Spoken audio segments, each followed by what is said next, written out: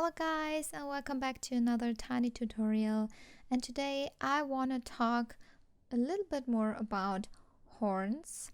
And I really love making horns because they really make a creature more my aesthetic.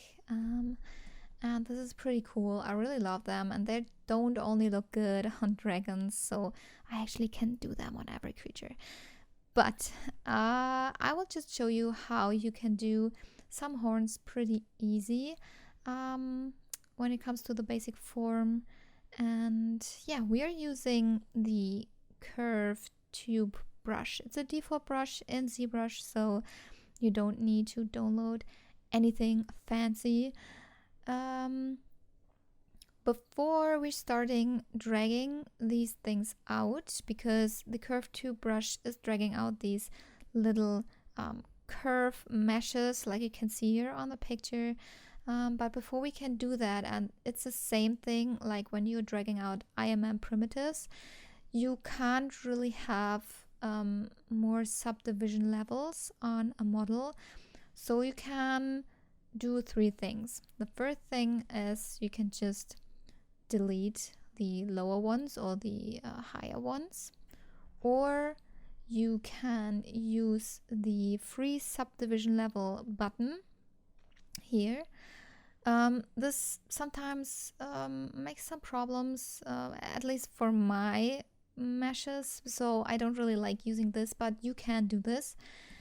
Or the third option you can do is also just copying or duplicating the mesh, and then from this copied mesh you can just delete all the subdivision levels, and then you can work with that and drag other subtools out, and then later on you can just delete this copied mesh again and just work on the mesh with the subdivision levels.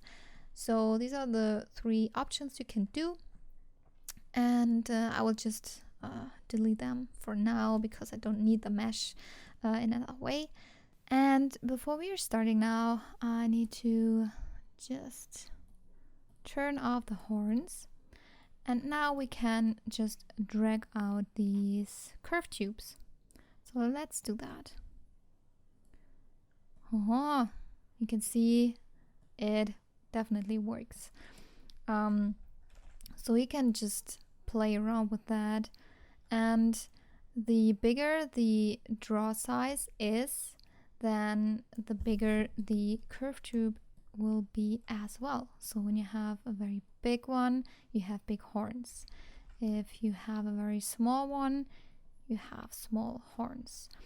And you can use this technique, of course, as well for having spikes or any other things on your mesh. So yeah, so let's just drag out one horn, and you can see now that the whole curve is just one thickness, right? It has one thickness. So the thing is about horns, we normally have a thicker base and a thinner top of the horn, right?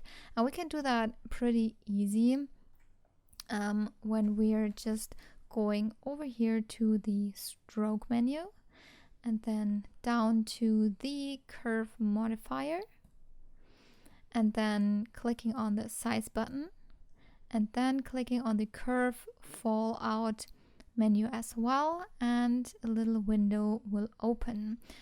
And now you can see here a graph, and the left side is the starting point of the curve and the right side is the ending curve. And when we want to have like a thicker base and a thinner top of the horn, then we have to put this a little bit up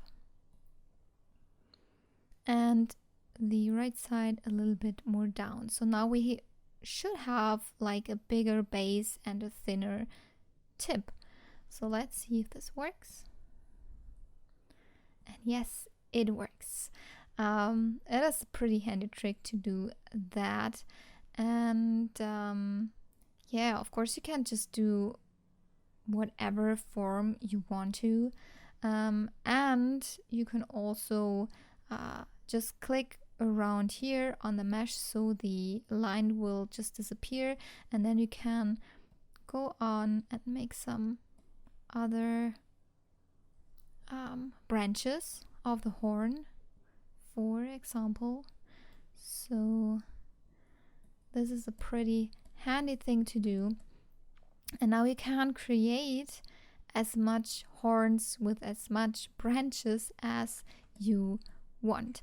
And when you wanna separate this from the other mesh, because now it is just one mesh, like you can see, then go to the poly paint thing, because they normally have automatically a different poly group.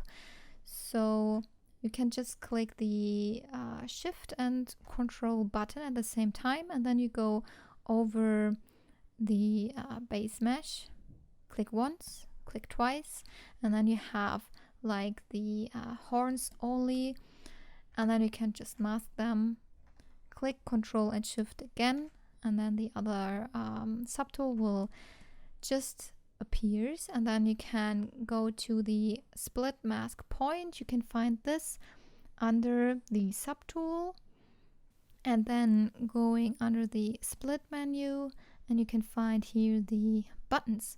So you can just click the split mask point, and there you go. You have your horns in a separate subtool now, which is pretty handy. So after you have your horns, you can also, of course, use the Dynamesh button here to meld everything together, because at the moment there are just different kind of subtools inside one subtool, if that makes sense. So they're not really merged together, but we want that. So just click the Dynamesh button, and you can see here now that everything is merged together. And then you can also just go in here and press the remesh button. You can keep the groups if you want to, but yeah, press the remesh button. And now you have one cool horn which you can work with. And yeah, this is a pretty fast way to do horns, and I really love that. And now you can just keep on doing cool things with it. And yeah, so keep in mind that using the curved tube brush is a pretty handy thing when it comes to horns or spikes or teeth as well. So yeah, I hope this helps and you can use it in your own project.